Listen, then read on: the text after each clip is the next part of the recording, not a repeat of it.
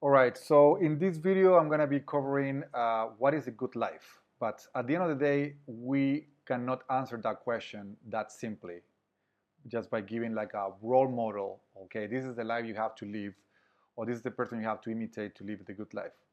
Forget about that. I'm not going to give you that. I'm going to give you a more abstract understanding of how you can just come to a conclusion or come to an understanding of what life is in itself, so you can just understand what is the life you are living and how you want to model your life towards what you feel is the right thing for you individually, right? So life is an action, right? Life is an activity. So life is not an static thing. It's not like an object that has no life. For example, this phone over here, it doesn't have life, so it's not an activity in the sense that it's not a process. Okay, if you look into the structure of it, if you go into the quantum dynamics over there, obviously it's a process, everything is a movement, but I'm not talking about that. I'm not talking about when we look things in the microscope or when we analyze things in the structure. We're talking about in the things that we see in the phenomenological world, let's say. Like as we see it, when we wake up in the morning, we see the world. This is not an activity. This is just static over there. So life or living creatures like us, we are activities. So what is an activity? Is a bunch of actions put together. So right, so the life itself as a whole, it will be one big activity, the activity of living, the activity of being alive, from birth to death. That's one huge activity, one whole. But if we try to understand the whole thing, we will have to say that this is composed by different activities, different kind of activities, all right? Every activity, every action we do in the world is a quest, is something that we are looking to achieve with that. It's something that we are looking for to gain with these activities, all right? So I'm going to give you three categories to classify every activity you do. At the end of the day, there's a multiplicity of activities. You do many things during the day, during your life, during a decade, during a period of life, let's say youth or maturity or whatever. But at the end of the day, those activities can be classified in three big categories, all right? The ones that are looking to get pleasure, all right? So the quest of pleasure is one thing. Some activities are looking for pleasure. Some activities we do are looking for social order, right? To achieve social order. And some activities are looking for truth, all right? So this is kind of like when we think about the philosophy of Søren Kierkegaard, that he's saying that there's three stages in life, basically saying there's the aesthetic life, looking for pleasure, the ethical life, which is kind of like what I'm saying now is the social order, and the truth that he called the religious, because he's a religious thinker, looking for God or kind of thing. But I'm not going into that, but this category was inspired by that. I'm just not using theology as a background to understand this. So I'm not doing the religious one at the end or the mentioning God, but I'm just saying truth. So it's one more general term I'm going to explain now. So pleasure. Some activities are looking for pleasure. Actions we do are looking for that thing we call pleasure. So for example, brushing your teeth is looking for pleasure because at the end of the activity, what you get is a sensation of pleasure having a clean mouth. If you don't wash your teeth, apart from the bacteria and all the things that you can get out of that, of not cleaning your teeth, the sensation is what you get out of it, which is pleasure, right? So you are doing that activity, that action to get pleasure, which is the clean mouth pleasure. If we're sitting right now, I'm sitting right now, it's better to do this standing up because at the end, the activity of being seated is giving me pleasure, right? It's more comfortable to be sitting than to being standing up, right? So a simple activity like sitting or brushing your teeth is actually looking for pleasure. If we talk about more obvious things like eating nice food or eating when you're hungry, that also give you pleasure, right? Sexual desire when it's satisfied, when you have sex or whatever, also is pleasure. All those activities are looking for pleasure. That's the end goal of certain activities we do in this huge activity we call life. Some other activities are looking for the pleasure, to give pleasure to others, right? That's what I call social order, right? For example, if I give my seat to someone else, right, in the bus, I see an old lady that she's standing there with some bags, I stand up for my pleasure, right? This activity of sitting giving me my pleasure to me. I stand up, I give her the seat. That I'm creating pleasure for someone else, right? I'm creating a comfortable situation for someone else. That is what I call the activities that you do, in this case, standing up from the seat. Social order, right? Is giving order to the experience of everybody. It's giving pleasure. It's kind of like distributing pleasure in someone else's life. It's giving a comfortable, happy feeling to someone else's, right? The same thing when you are married and you go back, you go for a drink with your friend, and then you go back home in a very proper time because you don't want to create jealousy in your wife or whatever. You want to go back you don't want to stay until late or whatever. You're going back. You want to keep drinking with your friend, but you go back. You do the activity, the action of going back. Why? Not because you don't want more pleasure. You want to stay there, but you don't do it. You don't enact that activity because you go back to create social order. Basically, the pleasure or the happiness of someone else. You create an order in the environment. If you don't go back, all right, you pursue your pleasure, you create activities that give you more pleasure, like keep drinking with your friend. You don't go back to your house, your wife starts calling you, etc., etc. It creates a mess, a discussion, there's an argument, blah, blah. That's not social order, right? That's not the ethical way to act. That's why Kierkegaard, he will say, okay, that's when you are creating this environment, you are doing the ethical lifestyle, right? So instead of like the aesthetic that's searching for pleasure, he will say, this is the ethical lifestyle, which is basically looking for what I'm calling right now social order. There are subtleties between what he thinks and what I think, but let's keep moving forward. And there are actions that are looking for truth, all right?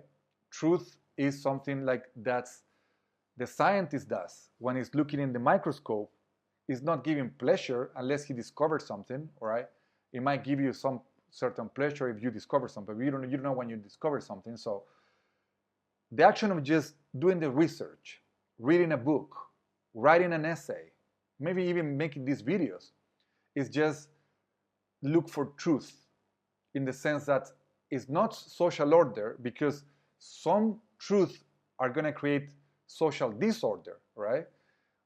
In the sense that if you are doing an investigation to know if your wife is cheating on you, right, for example, or of someone stealing money in your company, you're doing a research, doing actions, investigations, research, etc., to just discover the truth, right?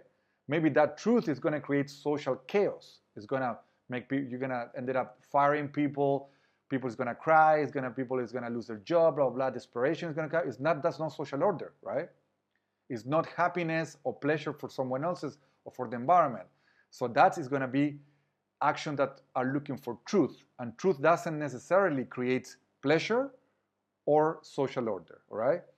So Kierkegaard would say, okay, first we start in the aesthetic life. As a child, we're looking, as a immaturity, we look for pleasure. That's pretty much our pursuit, pleasure, pleasure, pleasure. He gives a couple of examples, like the Don Juan, the Casanova, like the one that is pursuing women, etc. Is one of the things that he said that's when you are living in that stage of existence that he calls the aesthetic life.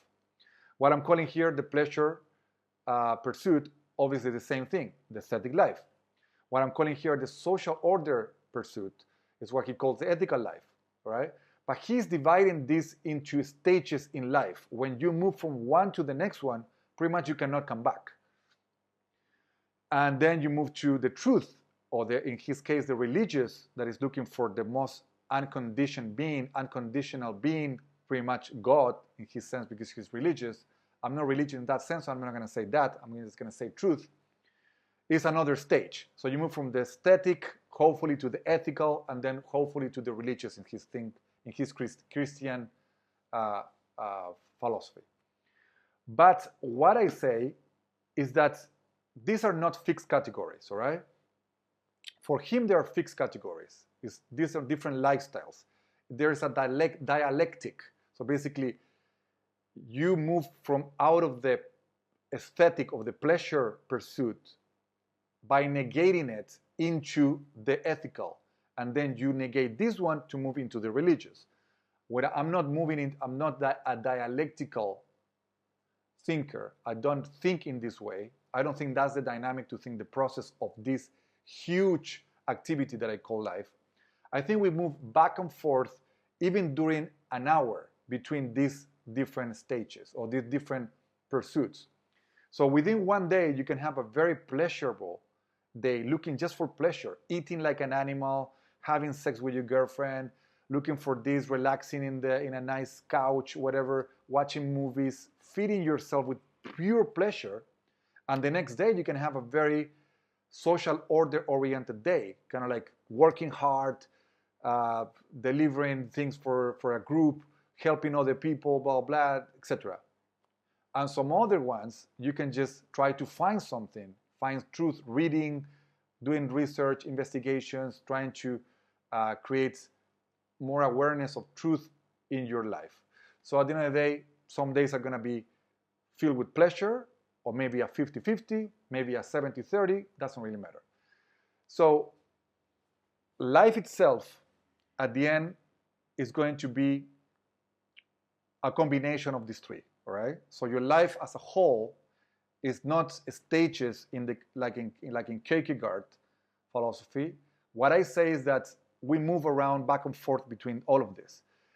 But this is what I do have in common with this other thinker, is that we can just say, if we do like analysis of your life as a whole, what you've been experiencing until this very day, and let's imagine that we have like a file of all your activities, all the micro activities you did in this whole holistic life as an activity. We can say that you've been leaning into pleasure a lot, right? So basically, or maybe into social order. You're a very ethical person. Or maybe you've been doing a lot of research, kind of like Einstein kind of thing, you know? He lost his wife, you know, like, etc. He's not paying attention to his family, blah, blah, but he's doing the general relativity, you know? He's doing a lot of looking for truth. So at the end of the day, we can do like an average. We can say, well, despite you do everything, you are living a lifestyle that is looking for pleasure more than for social order. All right. So that's where Kierkegaard comes into play. You say, well, this guy lives more a pleasure life, looking for pleasure more than social order. But that's like a mathematics. It's kind of like it's like a calculation you have to do within yourself. At the end of the day, nobody cares about what kind of life you live. And it's very important to know that any life you live is worth living. It doesn't really matter, because there's also this moralization in Kierkegaard philosophy, and also in any kind of metaphysical ethics, that is trying to say you should get rid of pleasure. You should try to live the ethical life. The ethical life is better than the pleasure life. Or maybe this scientific, philosophical, looking for truth life is better than the pleasure life. Always they're trying to put down the pleasure life. It's kind of like, that is the lowest life, you know, don't do this, don't have too much sex, don't eat so much food, whatever. At the end of the day, nobody is good enough to say that. At the end of the day, everybody's trying to denigrate the body and say, oh, pleasure is bad, move away from that, overcome it. And then you see the same people chasing girls when they're 80 years old. You know what I mean? So at the end of this, a full fakeness around this thing about saying the aesthetic life or the actions you do in pursuit of pleasure are lower in a spiritual status than the ones that are looking for truth or the ones that are looking for social order. What I'm trying to tell you here, get rid of that, all right? I'm trying to get rid of that by telling you all this theoretical approach. You live the life you want to live, right? It's going to be a good life if your life is balanced to pleasure. If you want to live a life that is balanced to social order, it's going to be a good life as well, in the sense that it's going to be a real life. And if you want to look for truth the whole day, like Newton, that I think probably never had sex or something like that, never enact things that are looking for pleasure, you can be a big genius as well, like Newton, but it's going to be another life like anybody else that we are living, a life in the world.